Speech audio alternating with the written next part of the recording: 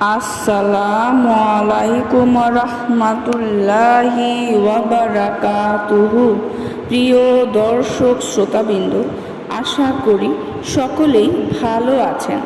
যদি কারো আয় রোজগার কম হয়, এই কারণে খুবই কষ্টে জীবনযাপন কাটাচ্ছেন এবং সে তার পরিবারের মৌলিক চাহিদা পূরণ করতে সক্ষম হচ্ছে না, পরিবার পরিজনের ভরণ পোষণ ভালো করে দিতে পারছে না, তাহলে তার জন্য আজকের এই ওজিফা।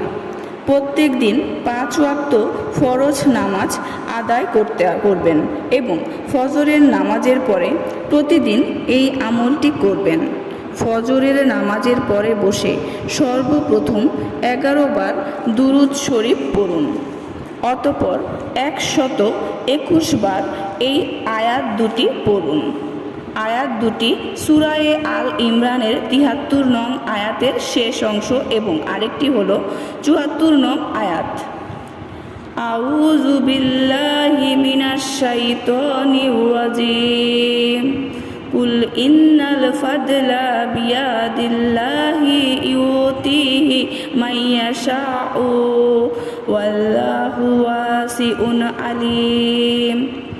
74 নং আয়াতটি হলো ইয়াখতাসু বিরাহমাতিহি মাইয়াশাউ ওয়াল্লাহু যুল ফাদলিল আযীম। অতঃপর শেষে আবার 11 বার দুরূদ শরীফ পড়ে দোয়া করুন। আপনার সমস্যার জন্য, কামাই রোজগারের বরকতের জন্য, কামাই রোজগারের বৃদ্ধির জন্য দোয়া করুন। ইনশাআল্লাহ এই ওজিফার বরকতে আয় রোজগার বেড়ে যাবে, কামাই রোজগারে বরকত হবে, কামাই রোজগার বৃদ্ধির ব্যবস্থা হয়ে যাবে।